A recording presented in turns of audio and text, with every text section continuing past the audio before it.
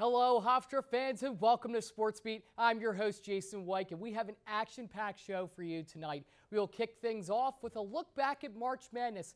Next, we'll turn to the fairways. We recap the Masters tournament. After that, we stay on the course as we are joined by star Hofstra golfer Jackson Hummel to discuss his season so far. We then keep our eye on Hofstra with our Hofstra Pride Top 5 of the month. And to wrap up, we will stay with the Pride for our Pride Weekly update and crown our Athlete of the Month. Don't go anywhere, Sports Beat fans, because Sports Beat starts right now.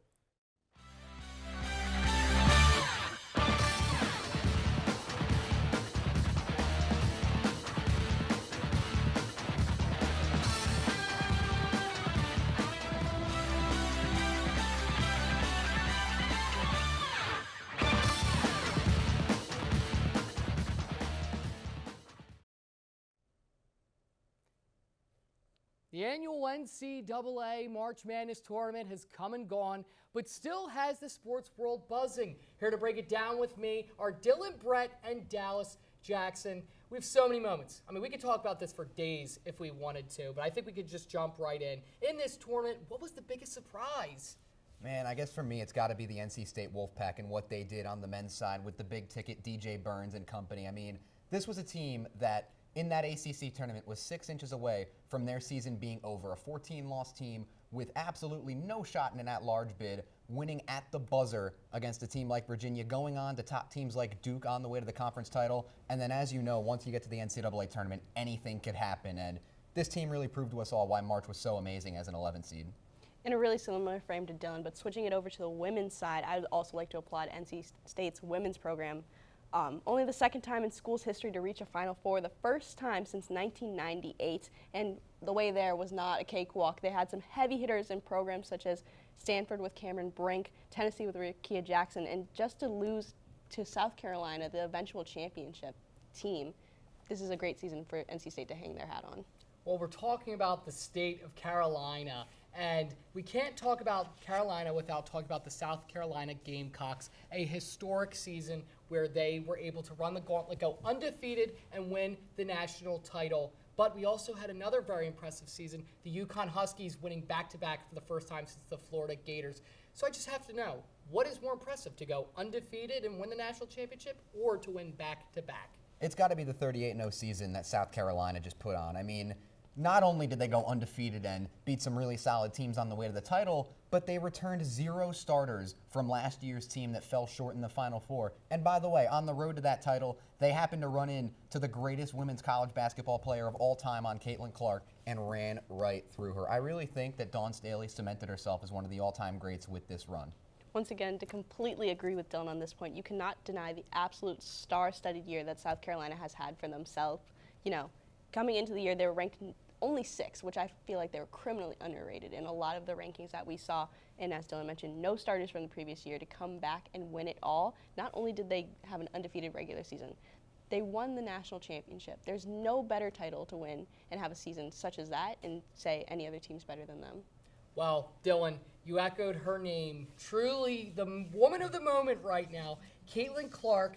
And I need to know, with all the buzz, all the hoopla, the draft has now happened, is Caitlin Clark the best college basketball prospect of our lifetime?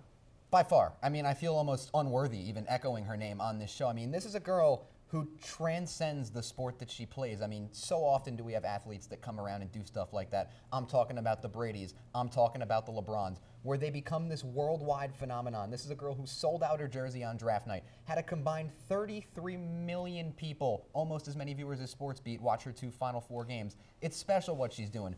This isn't going to happen for a long time, so you might as well sit back and enjoy it. And again, to completely agree with Dylan, Caitlin Clark has put women's basketball on the map in a way where a lot of fans like myself have known, but for the casual viewer, they haven't known a name such as Caitlin Clark to come through women's basketball and change the game the way she has. And as Dylan mentioned, selling out your jersey on draft night is an amazing thing to have, but additionally, being able to draw 18.7 million viewers for Iowa versus South Carolina to make the women's final the first time it has ever surpassed the men's team program in those numbers. She's the only person that I think has done it in history, and we might have to see if anybody could do it again. It's been a real joy to watch, and definitely the bar of expectations is high. I gotta know now, in either tournament, men's or women's, what was the best moment for you? I mean, for someone who loves March as much as I do, there's so many to pick from, but I'll go all the way to the first round of the men's tournament with what Oakland did against Kentucky. I mean, you got Jack Golke out there making 10 threes, a guy that looks like he just got done working his shift at a 9 to 5, knocks out Kentucky's $10 million team. It was such a big moment, you know, for the mid-major schools in this era of NIL and the transfer portal and the rich getting richer. This was a huge win for the little guy. And, you know, seeing a guy like Jack Golke go out there and absolutely shock the world, put himself on the map, it meant so much, especially to schools like here at Hofstra. To keep it on, as I've been saying with the women's programs and the women's tournament, seeing the phenomenal play of Juju Watkins out of USC has been wonderful to see. All-time leading scorer among freshmen in the NCAA D1 history, and eclipsed that in the loss against UConn with 29 points. I think she's an amazing tournament for herself. Certainly so much excitement in both tournaments. To be able to talk about it just this short a time, it's unfortunate, but again, I'm sure we'll talk about for many years to come. Well, that'll do it for our March Madness discussion. Now, let's turn our attention to the golf course as Olivia Hillstead has your Masters update. Thanks, Jason. This year's battle for the green jacket came down to the final day with storylines and more at Augusta National Golf Course this past weekend. Bryson DeChambeau led the field after the first round, fighting through rain and adverse conditions to finish 7 under to lead the field after 18 holes. Unfortunately for DeChambeau, that would be his only round under par in 4 days, as he finished tied for 6th at 2 under par. On the other side of the leaderboard, Tiger Woods, a 5-time green jacket winner, made the cut for the 24th consecutive time, the most in Masters history. On Sunday, it came down to a 4-horse race with 1 through 4 in the leaderboard being separated by just 3 strokes. Ludwig Oberg, Max Homa, Colin Morikawa, and Scottie Scheffler were all tied at 6 under through 7 holes, setting up a signature finish at Augusta. The notorious Amen Corner made its presence known on Sunday, as it would separate Scheffler from the rest of the pack. Oberg, Homa, and Morikawa would all double bogey at least 1 hole on the back 9 as Scheffler rattled off 3 straight birdies on holes 12 through 14 to separate himself from the field for good. Scheffler ended up shooting a 68 to secure his 2nd green jacket in 3 years and his 3rd win of the 2024 PGA season.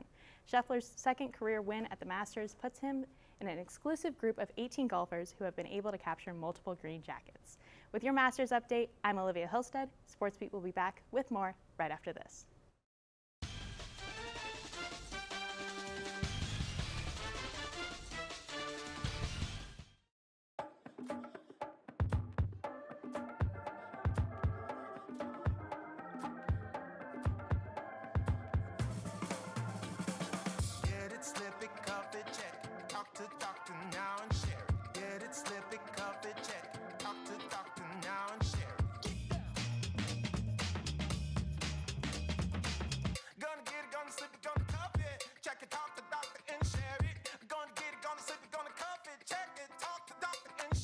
Get it, slip it, cuff it, check it. High blood pressure silently affects millions of Americans. Staying on top of your blood pressure is as simple as these 4 easy steps. Self-monitoring is power.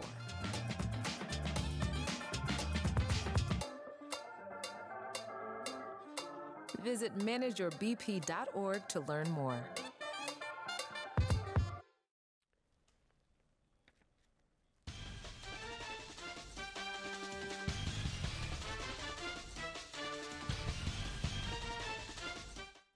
Welcome back to Sports Beat. I'm Antonio Schoenhart, and I am now joined by men's golf player Jackson Hummel, who is off to an electrifying start this season. Jackson, first of all, thank you for coming on to the show today. And let's just start off with the glory days back in time. When was the first time you picked up a club, and when did you realize that this is a sport that you wanted to pursue? I picked up the club when I was like 4 years old. My dad was a golf coach, so he kind of put it in my hands right away. And from there, I kind of just fell in love with it. I played a lot of sports growing up, but I would say I focused on golf around 8th, 9th grade. Figured that at that point I could do something with it after high school, so I stuck with it. All right, pretty solid. And as I know, your dad is also an avid golfer, so I'm pretty sure he's very happy that you chose to go down that route. Now, I want to get into your time here at Hofstra. Your freshman year, you averaged about 78 strokes per round. Now you're down to around 76. What do you do to continue to put up the good work? I feel like since the beginning of my time here, I've really focused on the mental game, focusing on what I can control and not really playing outside of myself. And I also feel like just naturally, as you mature, you figure out how to handle things better, balance, work life or golf life, I guess you could say in this case. And yeah, over 3 years, I've really learned how to manage it all. Time management, and what many call the crux of college now. As you, of course, know, golf is a very mental and fundamental sport. So what goes into, consistently practicing your mechanics to make sure that everything's up to par? And I'm sure you're going to like that part. Yeah, yeah. I feel like fundamentally not much has changed since I got here. It's really just making sure things are staying consistent and making sure I don't get outside of myself. But mentally, I've worked a lot on improving on and off the course, but mostly on just staying within myself and not holding on to the bad and looking at the good more than the bad. And that keeps me optimistic and positive on the golf course. A right mindset can go very far, and someone who helps you with that mindset is Coach Elliott. So speak about him for a minute. How does he inspire you both off the course and on the course? Yeah, Joe's a great guy. I haven't heard many people have say a bad word about him. I think on the golf course, he knows how to handle each individual very well. I think he knows how to go up to someone and realize how they're feeling in that moment and handle it the way that he always handles it, and how he thinks we'll get the most out of the person. And off the golf course, he's just a beauty, like just a great guy. Just love hanging out with him, just talking shop, doing whatever. So yeah, he's a great guy. Shout out Coach Elliott. Yeah. So now we talked about the coaching staff. Let's talk about the players on the squad. How would you say you guys mesh, outside of golf? Do you guys chill with each other? How is it like, being on a golf team? Yeah, it's cool. It's different from a lot of sports. We kind of are isolated out there, so we don't really have a lot of like teamwork on the golf course per se. But off the golf course, we're pretty close. We all hang out most weekends, hang out all the time. And on the road, it's always fun to just spend a weekend with the boys or just hang out. So yeah, we're pretty close. Always got to chill with the boys. You already know how it is. You're a senior on the squad. How would you say you help and inspire others and set the proper example?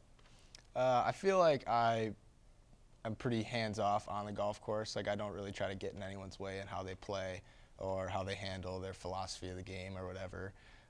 So I mainly focus on off the golf course, making sure we're staying involved in the Hofstra community and making sure that the faculty thinks highly of us and we show up on time and we show up the right way and we handle what we need to off the golf course so that we can succeed on the golf course as well.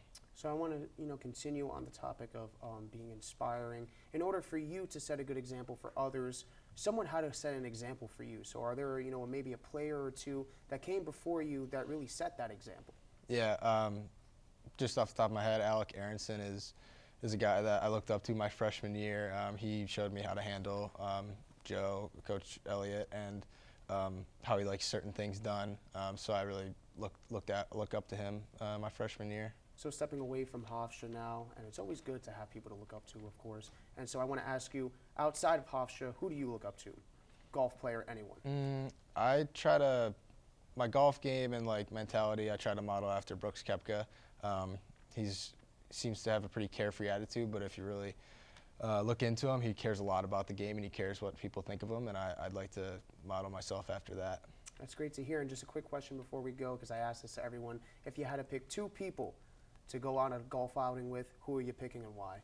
Two people, that's tough. I would probably say Brooks Koepka, and I would say my dad, but that doesn't count, so I'll say Anthony Kim. All right, well, I think those are great answers, Jackson. Once again, thank you so much for joining us here on SportsBeat. And, shout out to your team. We wish them well with the rest of the season. As for SportsBeat, we'll be right back.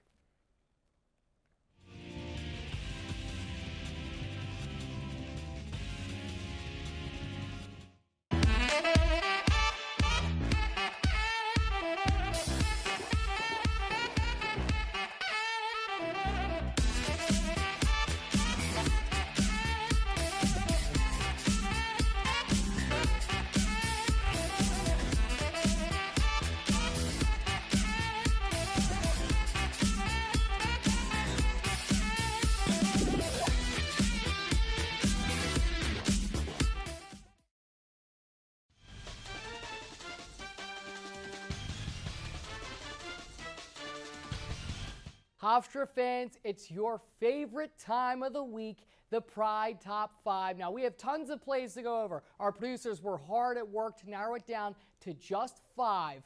But without further ado, let's kick it off with our top 5. Here's your Pride Top 5. Let's go. Number 5. This is a really tremendous play here from men's lacrosse, Sam Lutfi. Look at the footwork, the dedication. Come on, you can put a brick wall and net right there, and you're not going to stop him. Again, you see here, he's looking almost like a basketball player as he gets to that open part. And just with a laser beam, he puts there past the goalie. Him and his team are high. 15 goals in the year, his career high. Good for him. Number 4, we go to women's lacrosse. 6-0 to start the year. They're on fire. And watch this play here. That ball's on fire, and so's her stick as she throws it across the field. That's Melissa Scanoni. Watch this here, the physicality, getting down in the trenches. She says, I'm a woman on a mission, and I won't be stopped. Throws the stick over. She don't need that. That was her 3rd of the game for hat trick. Number 3, Alex McCoy. We go to Elon at Latham Park. Oh, yeah, that's a moonshot. Look at that ball. I think that would go out in most MLB ballparks. That was his 7th of the year. He's batting .301 right now. If you're a pitcher, you're just sitting there, you're scratching your head. You're like, what can I throw this guy after he just absolutely demolishes a ball like that? Again, watch this. Right up into the stratosphere. You know, we were talking about that lunar eclipse the other day and how the moon came in front of the sun. Well, I think actually it might have been Alex McCoy's baseball after that home run, which he sent way up into the night. You can see the disappointment right there on the pitcher. Now over to softball. This is a great play here that you can't teach. Look at that diving catch right there by Mackenzie Fitzgerald. You know, the other people are on base, they're trying around. It's like, you're not going to be going because the inning is over. And you see here, again, diving catch. I couldn't make that play, and that's why it's number 2, but it's not as good as number 1. Number 1, the long-awaited play here. Watch this hit. Booyah.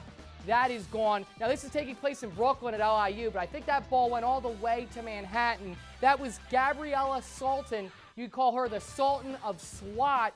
Now, here's where I'm really going to blow your mind, folks. You're not going to believe this. You see a shot like that, you're like, oh, she's got to be a senior, a grad student. She's been playing for a long time, right? She's a freshman. That's her first home run of her collegiate career. An absolute cannon that she fired right there against LIU. That's all we have for your Pride Top 5. You heard me there. My voice got a little hoarse because I was so excited for you. But we're going to shift our focus now and take an in-depth look at the Hofstra men's lacrosse team, who are led by the latest United States men's senior national team, their head coach, Seth Tierney. Let's take a look.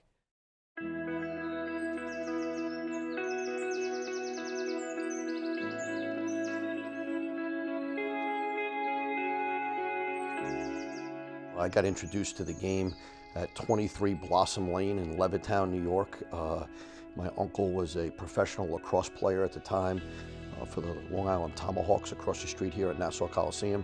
He brought home a lacrosse stick for me, casually removed the first baseman's mitt because I was a left-hander. I played first base.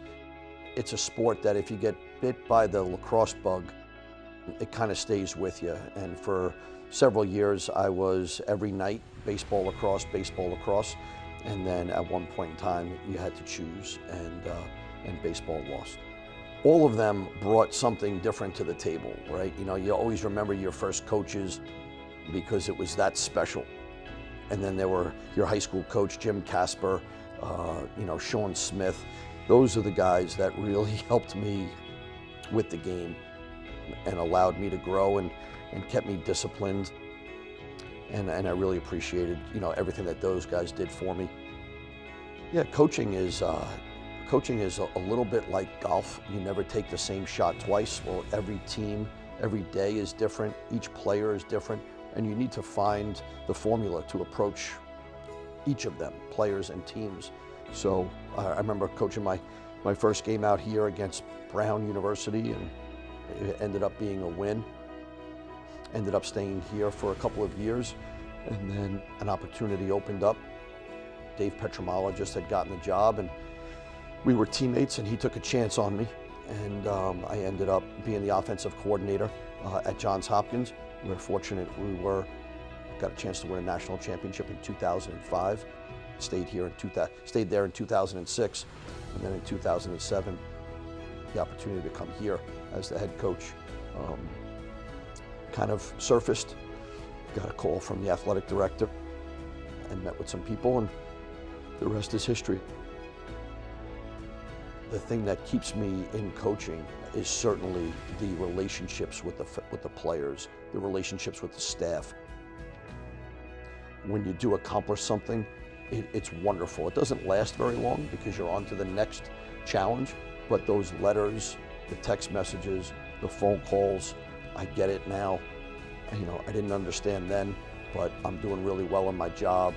I'm a tremendous father, you know, and when they credit you a little bit about them learning about life, it's a pretty wholesome feeling. You know, coaching Ryan, it started in Maryland when we were down and coaching at Hopkins, and it didn't go well in the beginning, to be honest with you. I had to learn a lesson from him.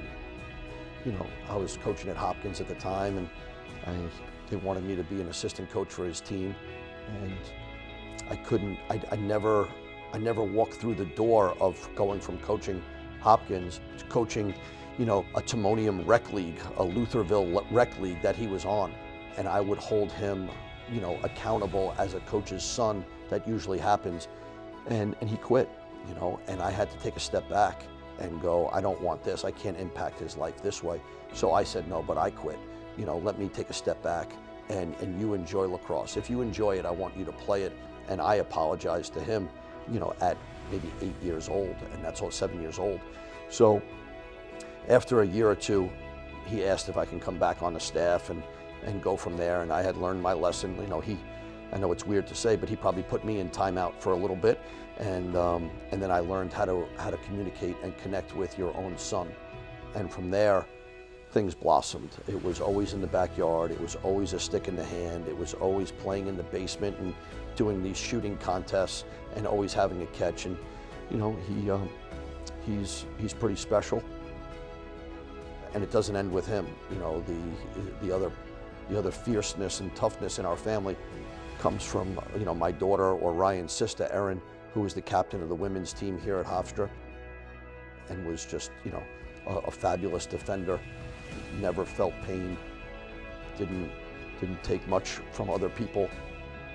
There's so many people that I want to thank. It's got to start with my family. You know, my wife, my children, Ryan and Erin. I couldn't thank them enough. I can't do what I do without them. It just doesn't work.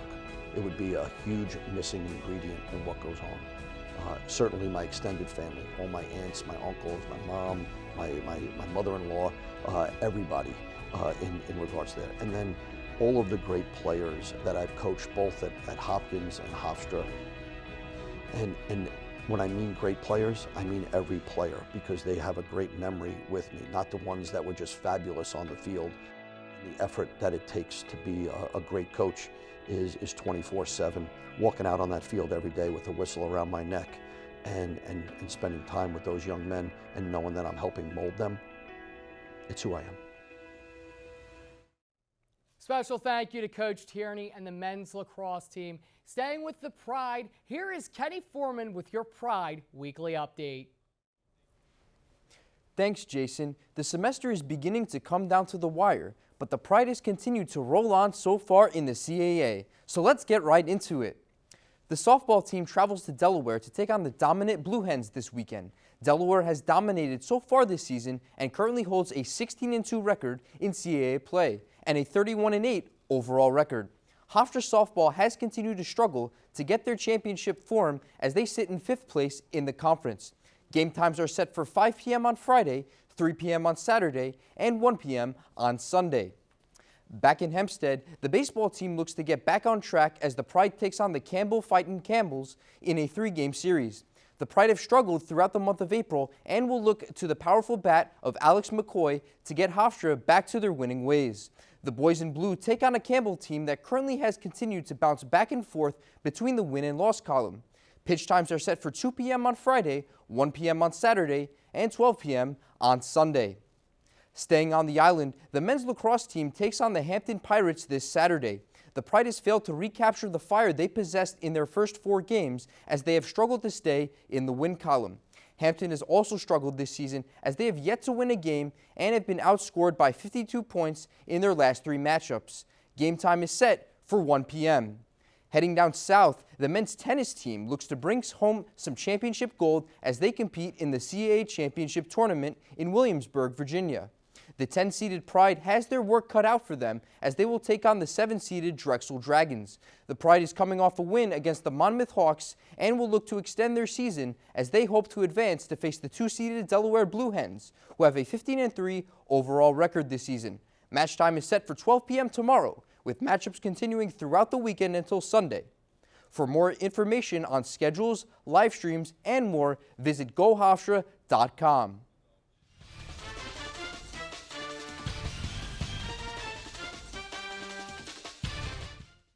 Hey Bobo, do trees tell each other stories?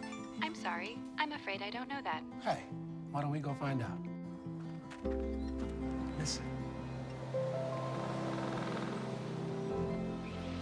Can birds draw pictures? I don't have an answer for that. Dad, do stars visit their friends? Look!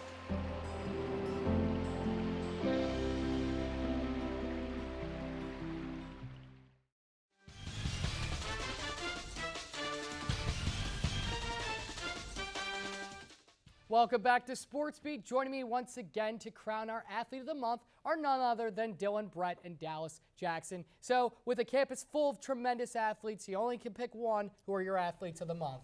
Man, Jason, you know, I am quite frankly running out of superlatives to describe what Julia Apsell is doing on the softball team right now. A 1.5 ERA on the season, set a school record with 5 consecutive wins on a 5-game win streak for the Pride. That's something that hasn't happened here in 10 years. It is absolutely historic what she's doing right now.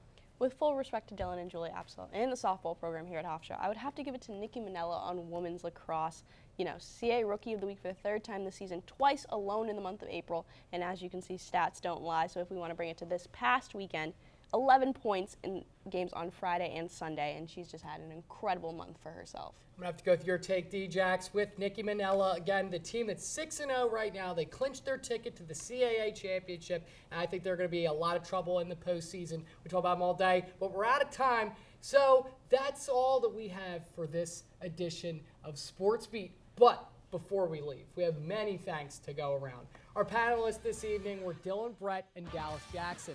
Olivia Hillstad and Kenny Foreman brought you updates on the Pride and the ongoing Masters Tournament. A special thank you to Jackson Hummel for joining our very own Antonio Schoenhart live in studio. And another thank you to the men's lacrosse team and Coach Tierney. I'm your host, Jason White. And remember, Hofstra fans, to always roar with pride.